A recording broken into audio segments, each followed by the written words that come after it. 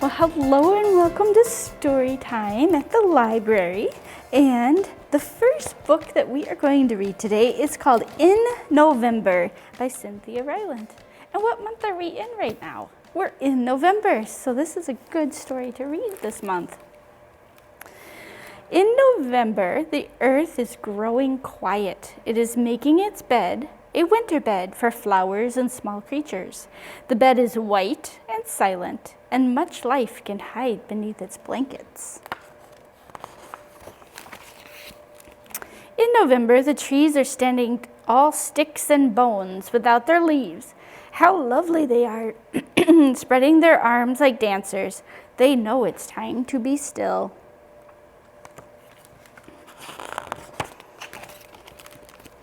In November, some birds move away and some birds stay. The air is full of goodbyes and well wishes. The birds who are leaving look very serious. No silly spring chirping now. They have long journeys and much watch where they are going. The staying birds are serious too, for cold times lie ahead. Hard times, all berries will be treasures. In November, animals sleep more, the air is chilly, and they shiver.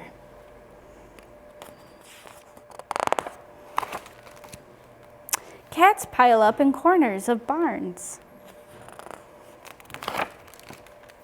Mice pile up under logs, bees pile in deep earthy holes.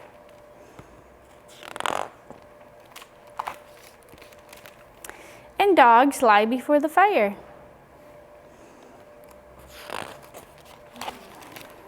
In November, the smell of food is different. It is an orange smell, a squash and pumpkin smell. It tastes like cinnamon and can fill up a house in the morning, can pull everyone from bed in a fog. Food is better in November than any other time of the year.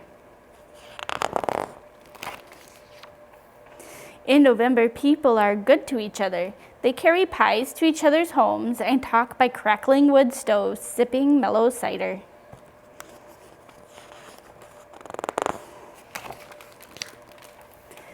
They travel very far on special November day just to share a meal with one another and give thanks for many blessings for food on their tables and the babies in their arms. And then they travel back home. In November at Winter's Gate, the stars are brittle, the sun is a sometime friend, and the world has tucked her children in with a kiss on their heads until spring. And that is the end of that one. And we have a special holiday coming up pretty soon. It's Thanksgiving. So what are you going to do for Thanksgiving? You can think about that and talk about it with your friends and your family. And at our house, we eat lots of pie at Thanksgiving. So our next book is All for Pie, Pie for All by David Martin.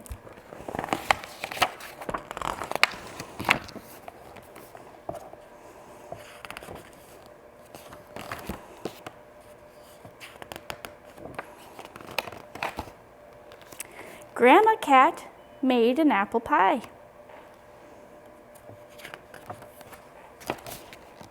Little brother cat ate a piece. Big sister cat ate a piece. Mama cat ate a piece. Papa cat ate a piece. Grandma cat ate a piece. One piece of pie was left.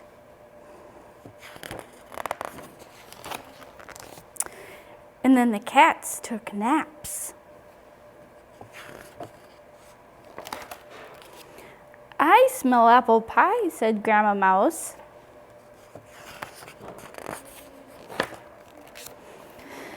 Little brother mouse ate a piece. Big sister mouse ate a piece. Mama mouse ate a piece. Papa mouse ate a piece. Mama mouse ate a piece. 6 crumbs were left. And then the mice took naps.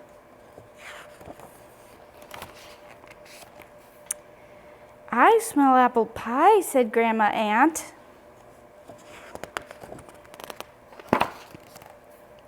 Little brother ant walked away with a crumb. Big sister ant walked away with a crumb. Mama ant walked away with a crumb. Papa ant walked away with a crumb. Grandma ant walked away with a crumb. One little crumb was left. Then baby ant woke up from her nap. Pie, said baby ant. Baby ant walked away with the last crumb, and then the pie was all gone. I'm hungry. Should I bake another pie? Asked Grandma Cat. Yes, yes, yes, yes, meowed the cats. Yes, yes, yes, yes, squeaked the mice. Yes, yes, yes, yes, yes, yelled the ants as loud as they could. So Grandma Cat baked another pie. This one was blueberry, and Brother Cat and Sister Cat and Brother Mouse and Sister Mouse and Brother Ant and Sister Ant and even a little baby ant all helped to make it. And then everyone helped to eat it until not even a crumb was left.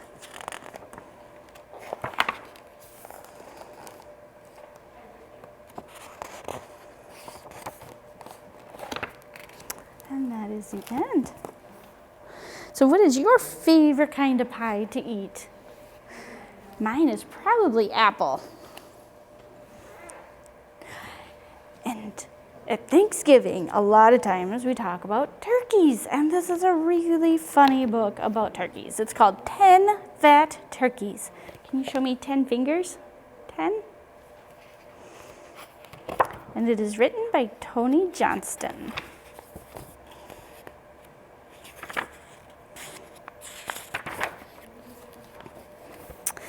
Gobble, gobble, wibble, wobble, do a noodle dance. 10 fat turkeys fooling on a fence.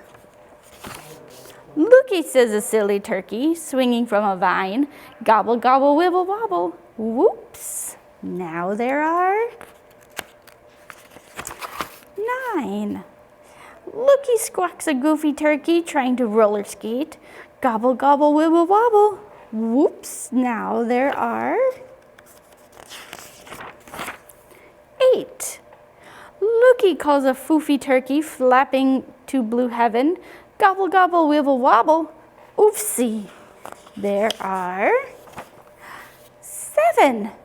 Looky, cries another turkey, balancing on some bricks. Gobble, gobble, wibble, wobble.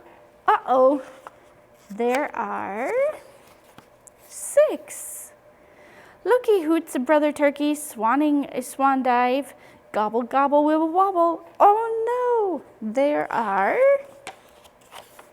5. Looky, whoops another turkey, strutting on a boar. Gobble, gobble, wibble, wobble. Oh dear, there are 4. Looky, hollers out a turkey, swallowing a bee. Gobble, gobble, wibble, wobble. Mercy, there are 3. Looky, howls a goony turkey, whistling in a shoe. Gobble, gobble, wibble, wobble. Oh no, there are 2. Looky, shouts a loony turkey, blowing bubble gum. Gobble, gobble, wibble, wobble. Popo, now there's 1. Looky, yells the plumpest turkey, jumping up and down. Gobble, gobble, wibble, wobble. That's all. There are none. Gobble, gobble, wibble, wobble, do a doodle dance. No more turkeys. Crash, bang. And no more fence. Just a minute. What is this? Bibble babble, jibble jobble. Look at me. 10 fat turkeys fooling in a tree. The end. Can you do a noodle dance? Can you stand up and wiggle around like you're a noodle? That's kind of fun to do. All right, here's another one. And you might know how this one goes. It's an old song. I know an old lady who swallowed a pie by Allison Jackson. So instead of a fly, it is a pie. Fly and pie rhyme. Did you hear that? I know an old lady who swallowed a pie, a Thanksgiving pie, which was really too dry. Perhaps she'll die. I know an old lady who swallowed some cider that rumbled and mumbled and grumbled inside her. She swallowed the cider to moisten the pie, the Thanksgiving pie, which was really too dry. Perhaps she'll die. I know an old lady who swallowed a roll. Just swallowed it whole, the entire roll. She swallowed the roll to go with the cider that rumbled and mumbled and grumbled inside her. She swallowed the cider to moisten the pie, the Thanksgiving pie, which was really too dry. Perhaps she'll die. I know an old lady who swallowed a squash. Oh my gosh, a fat yellow squash. She swallowed the squash to go with the roll. She swallowed the roll to go with the cider that rumbled and mumbled and grumbled inside her. She swallowed the cider to moisten the pie, the Thanksgiving pie, which was really too dry. Perhaps she'll die. I know an old lady who swallowed a salad. She was looking quite pallid from eating that salad. She swallowed the salad to go with the squash. She swallowed the squash to go with the roll. She swallowed the roll to go with the cider that rumbled and mumbled and grumbled inside her. She swallowed the cider to moisten the pie, the Thanksgiving pie, which was really too dry. Perhaps she'll die. I know an old lady who swallowed a turkey.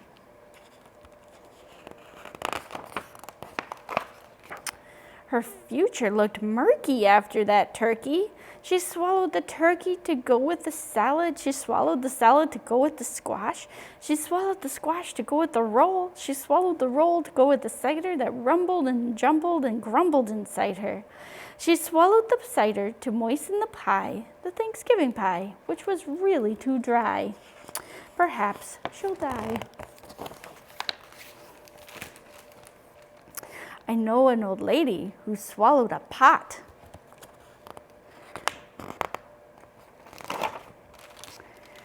I kid you not, she swallowed a pot.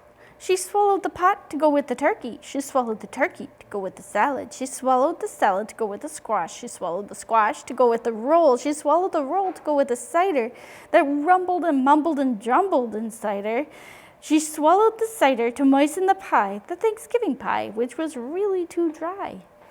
Perhaps she'll die.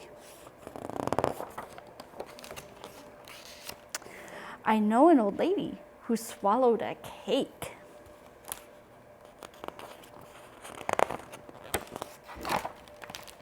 For goodness sake, a 10-layer cake.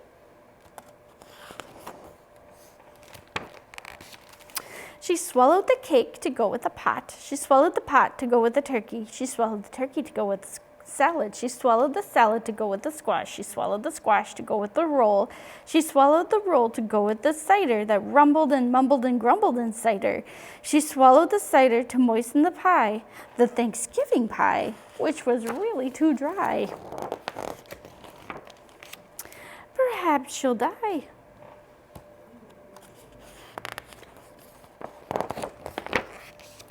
I know an old lady who swallowed some bread.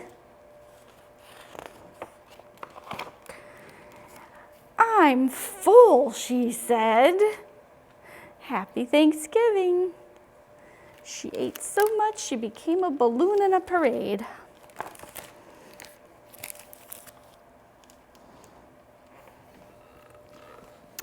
And our next book is called Turkey Trouble by Wendy Silvano.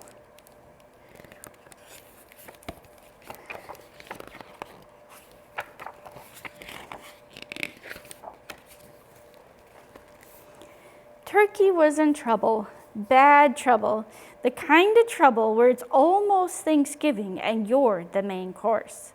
But Turkey had an idea. What if he didn't look like a turkey? What if he looked like a horse? Surely Farmer Jake wouldn't eat a horse for Thanksgiving. His costume wasn't bad. In fact, Turkey looked just like a horse. Almost. Moo, said a cow. Stop horsing around, Turkey. How did you know it was me? Moaned Turkey. Too short, said Cow. Gobble, gobble, grumbled Turkey. But looking at Cow gave Turkey a new idea. Surely Farmer Jake wouldn't eat a cow for Thanksgiving. His costume wasn't bad. In fact, Turkey looked just like a cow. Almost. Oink, oink, oink, snorted Pig. Holy cow, is that you, Turkey? How'd you know it was me? Groaned Turkey. Too skinny, said Pig. Gobble, gobble, grumbled Turkey. But looking at Pig gave Turkey a new idea. Surely Farmer Jake wouldn't eat a pig for Thanksgiving. His costume wasn't bad. In fact, Turkey looked just like a pig. Almost. Bah, bah, bleated the sheep. Quit being a ham, Turkey. How'd you know it was me? Wailed Turkey. Too clean, said Sheep. Gobble, gobble, grumbled Turkey. But looking at Sheep gave Turkey a new idea. Surely Farmer Jake would need a sheep for Thanksgiving.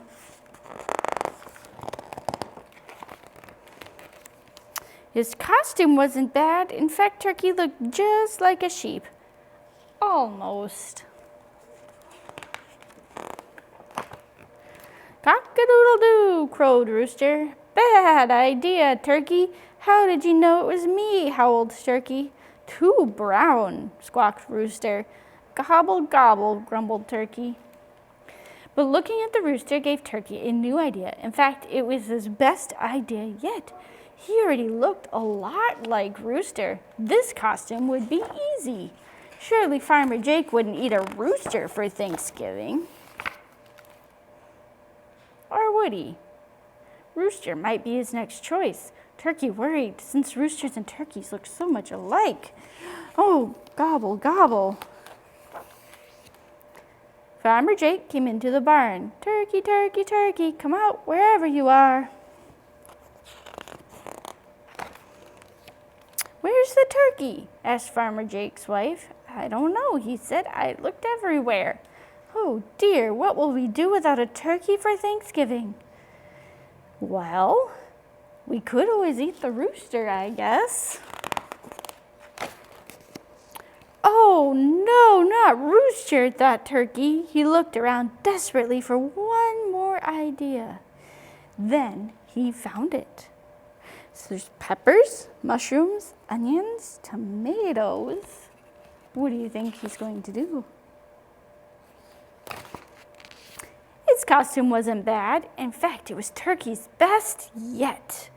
Ding dong! Happy Thanksgiving! Did you order pizza? Asked Farmer Jake's wife. Nope, he said, but it's a good idea. So they all sat down and gobbled up the pizza. And it was Turkey's best Thanksgiving ever.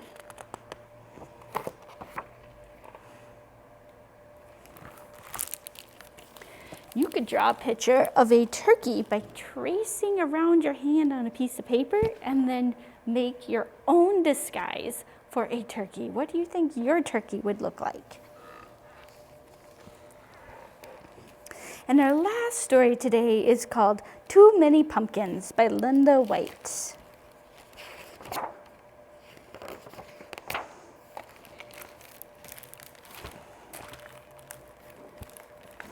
Every year at springtime, Rebecca Estelle planted just enough seeds in her garden to grow vegetables for the long winter. She planted carrots and beans, tomatoes and peas and corn and rutabagas. She grew a little bit of everything, except pumpkins. Rebecca Estelle hated pumpkins. When she was a little girl, money had been scarce. For an entire month, all there had been to eat were pumpkins.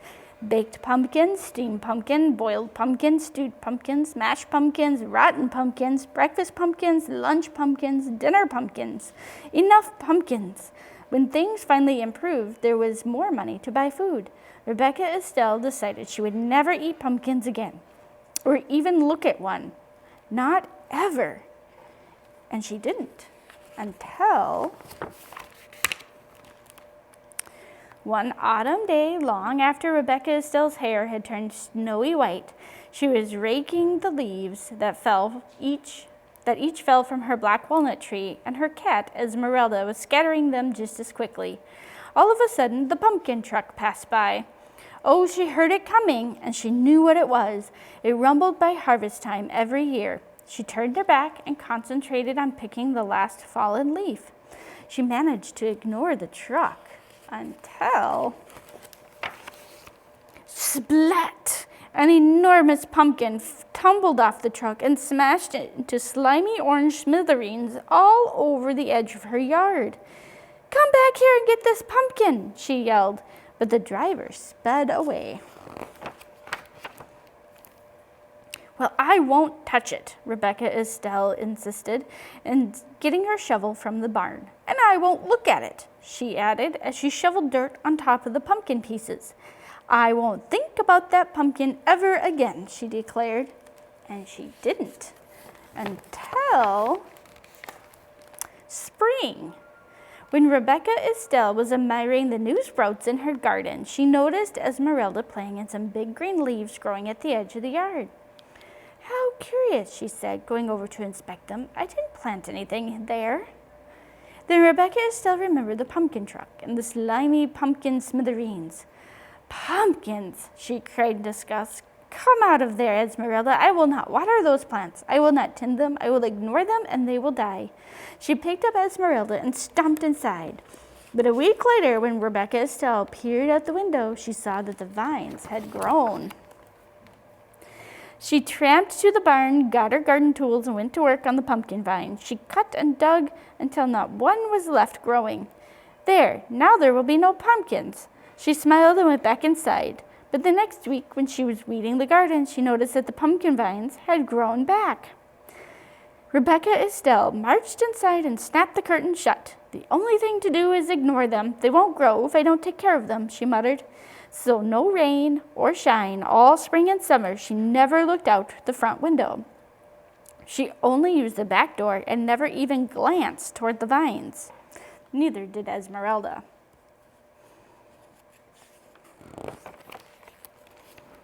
Rebecca Estelle ignored the vines so well that in time she forgot why she wasn't using the front door. Until one autumn day when she and Esmeralda went to rake the leaves that fell each fall from the black walnut tree in front of the house. "Pumpkins!" Rebecca Estelle shrieked. Pumpkin vines twined under bushes, over the bird bath, through the porch rails, and onto the rocking chair. The entire yard was a sea of plump, round pumpkins. Rebecca Estelle could no longer ignore them. She plopped down on the pumpkin nearest to her and put her hands on her face. "Whatever will I do, Esmeralda?" she cried. "How will I get rid of these many pumpkins?" She thought, and her mind went back to the pumpkins she'd eaten as a young girl, when pumpkins were the only food her family had. "We can't let them stay here," she told Esmeralda. "Some people might need the pumpkins, and I suppose there are folks crazy enough to like them. We'll give them away." She marched off to get her wheelbarrow. Rebecca Estelle struggled to lift the first pumpkin, then the second, then the third. She huffed and puffed, and she wheeled the loaded wheelbarrow into the lane. "I'm too tired to deliver the pumpkins now," Rebecca Estelle grumbled. She mopped her brow with her apron and wondered what to do next. "Perhaps if I make them into pies, they'll be easier to deliver." Such a nuisance. So she went to work. She scooped the slimy seeds out of the pumpkins and cut away the shells. She boiled the pumpkin meat. She mixed it with eggs, milk, sugar, flour, cinnamon, nutmeg, and cloves to make rich pies. Then Rebecca Estelle made pumpkin tarts, pumpkin muffins, pumpkin cakes, pumpkin bread, pumpkin pudding, pumpkin cookies, until Pumpkin dishes spilled out of every cupboard, drawer, and cubbyhole, and the seeds were a mountain in the corner. Well, that's the first batch, Rebecca Estelle said, dusting her floury hands. Now to deliver them. She put the wheelbarrow outside the kitchen door and loaded it with pumpkin treats. When it was full, just the thought of delivering all those pumpkin dishes made Rebecca Estelle tired. If only people would just come and get them, she said.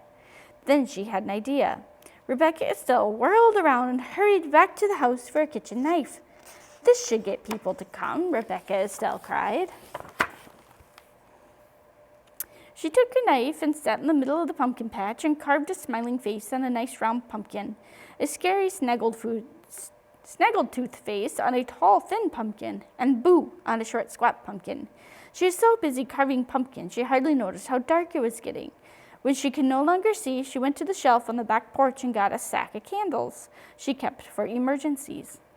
If this doesn't get people to come here, we'll have to deliver them ourselves, she muttered to Esmeralda.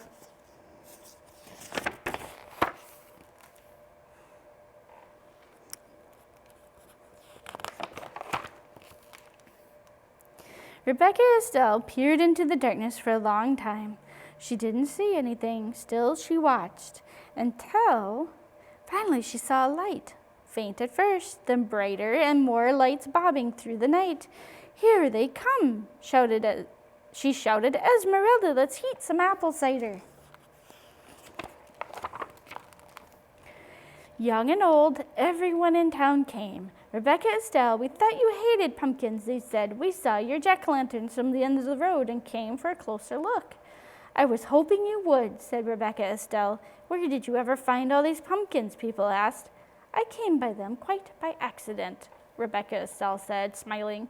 Would you like some pumpkin pie? There's plenty. She winked at Esmeralda. Everyone enjoyed a pumpkin pie and cider and had a good time.